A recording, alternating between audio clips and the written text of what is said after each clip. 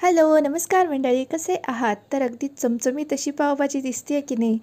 Colour अगदी मस्त आलेला आहे आणि टेस्टला म्हणाल तर अगदी स्ट्रीट स्टाईल जशी मिळते किंवा रेस्टॉरंटमध्ये तशीच लागते आहे. तुम्ही नक्की माझ्या पद्धतीने ही पावभाजी करून बघा.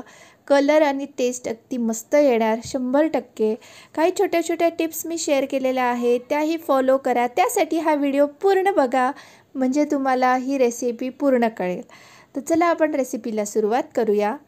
तर आजच्या रेसिपीमध्ये अर्थात पावभाजी म्हणजे भाज्या भरपूर याच्यातमध्ये येणार. तर भाज्यांचं प्रमाण किती घ्यायचं, प्रत्येक भाजी किती मी घेते, तर सगळं मी तुमच्यासोबत या व्हिडिओमध्ये शेअर केलेलं आहे. तर चला आपण रेसिपीला सुरुवात करूया. तर सगळ्यात पहिल्यांदा मी कोणतीही रेसिपी स्वयंपाक करताना पहिल्यांदा तयारी करून घेते ॲज युज्युअल. तसंच मी ज्या भाज्या लागतात त्या सगळ्या काढून घेतल्या. त्यानंतर मी आता कटिंग चॉपिंग करते आहे. तर कटिंग चॉपिंगमध्ये सगळ्यात पहिल्यांदा मी मस्त कोथिंबीर मस्त भरपूर अशी घेतली, वॉश केली, कट करून घेतली बारीक अशी. त्यानंतर एक मोठा टोमॅटो घेतला, तोही छान बारीक चॉप करून घेतला. त्यासोबतच एक कांदाही मोठा असा बारीक चॉप करून घेतला. तर आता इथे मी घेणार आहे अर्धी शिमला मिरची. तर अर्धी शिमला मिरची आपल्याला अगदी बारीक अशी चॉप करून घ्यायची आहे. हे सगळं आपल्याला एका छान डिशमध्ये काढून ठेवायचं आहे. तर आता हे आपण फोडणीसाठी वापरणार आहोत. तर फोडणीसाठी अजून काय घ्यायचं तेही मी तुम्हाला पुढे व्हिडिओमध्ये दाखवणारच आहे, ज्यामुळे कलर अगदी मस्त येतो पावभाजीला आणि त्यासोबतच टेस्टलाही खूप भारी लागते. तर चला आता आपण दुसरी तयारी करून घेऊया. सेकंड पार्ट आपल्या रेसिपीचा तो म्हणजे आता भाज्या. तर ही जी वाटी दिसते ह्या वाटीचं मी प्रमाण घेत आहे. तर ह्या वाटीने मी 1 वाटीचा फ्लॉवर घेतलेला आहे. तो छान बारीक चिरून मग तो मेजर केला. तो एका दुसऱ्या बाउलमध्ये टाकला आणि त्याच्यात गरम पाणी टाकलं. फ्लॉवर वापरताना नेहमी तो छान गरम पाण्यातूनच घ्यावा, वॉश करून घ्यावा. त्यामुळे मी गरम पाण्यात तो थोडा वेळ ठेवणार आहे. तोपर्यंत मी दुसऱ्या भाज्या ज्या आहेत त्या छान चॉप करून घेणार आहे. तर मी तुम्हाला जो व्हाईट कलरचा बाउल दाखवला त्याच बाउलने मी सगळ्या भाज्या मेजर करते आहे. तर मी आता सगळ्यात पहिल्यांदा फ्लॉवर घेतला. तो फ्लॉवर मी 1 बाउल घेतला. आता शिमला मिरची पण मी 1 बाउल इतकीच घेणार आहे, तुम्ही बघू शकता. त्यानंतर आता येणार बटाटे. तर बटाटे मी 1.5 वाटी इतके घेणार आहे त्याच वाटीने. त्यानंतर आपण जे परतवण्यासाठी कांदा, टोमॅटो आणि शिमला मिरची घेतली आहे, त्यासाठी मी अर्धी वाटी कांदा, अर्धी वाटी टोमॅटो आणि पाव वाटी शिमला मिरची असं मी प्रमाण घेतलेलं आहे. तर सेम वाटी घ्यायची आहे आपल्याला. आता मी तुम्हाला बटाटे पण मेजर करून दाखवते. हा झाला 1 वाटी आणि ही झाली अर्धी वाटी. असं 1.5 वाटी मी बटाटे घेतले आणि फ्लॉवर आणि शिमला मिरची 1-1 वाटी घेतली. त्यासोबतच आपण याच्यात घालणार आहोत बीट. तर याच्याने सुद्धा कलर खूप छान येतो. अजून 2 टिप्स आहेत ज्यामुळे आपल्या पावभाजीला अगदी मस्त कलर येतो. तर ते मी तुम्हाला पुढे सांगणारच आहे आणि दाखवणारही आहे. तर बीट अगदी मस्त लाल असतं, त्यामुळे अर्थातच पावभाजीचा कलरही छान लाल येतो आणि त्यासोबतच अगदी मस्त असं आपल्या पोटातही जातं. तर सगळ्यात महत्त्वाची टिप म्हणजे बीटरूट जे आहे ते मस्त बारीक असं चॉप करून घ्यायचं आहे.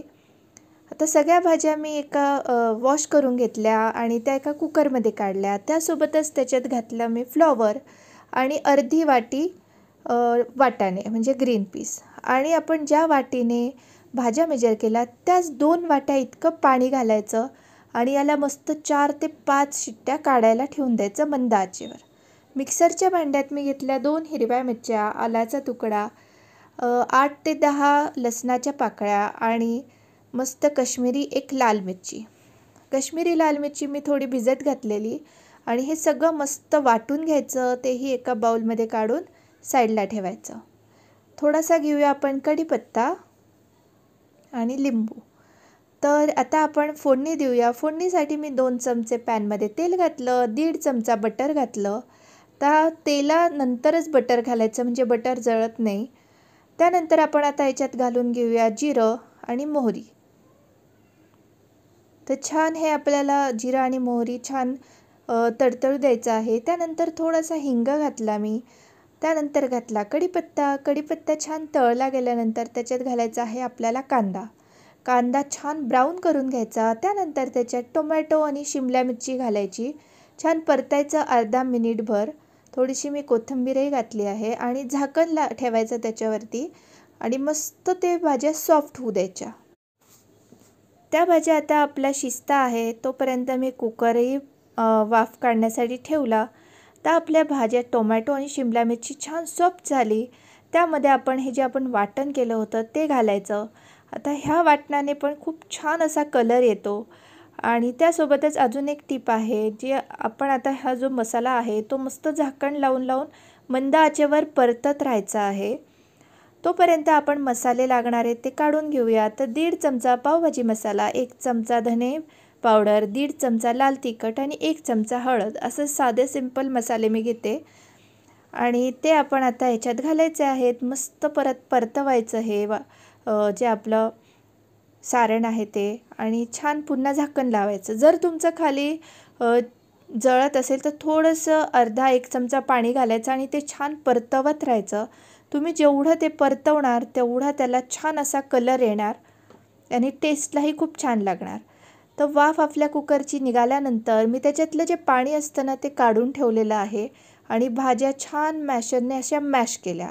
आता जसं जसं आपल्याला पाणी लागणार तसं तसं आपण घालायचं. जर कुकरमधलं पाणी सगळं आटलेलं असेल तर तुम्ही दुसरं आपलं नॉर्मल पाणी घालू शकता. छान मस्त मी मिक्स करून घेतलं, भाज्या मॅश करून घेतल्या आणि त्या या मसाल्यात घातल्या. छान मिक्स करून घेतलं, चवीपुरतं मीठ घातलं, थोडी कोथिंबीर आणि मस्त त्याला पुन्हा मॅश केलं. छान मॅश केल्यानंतर थोडंसं वरनं बटर घातलं आणि झाकण ठेवायचं आहे आपल्याला साधारण 5 मिनटासाठी.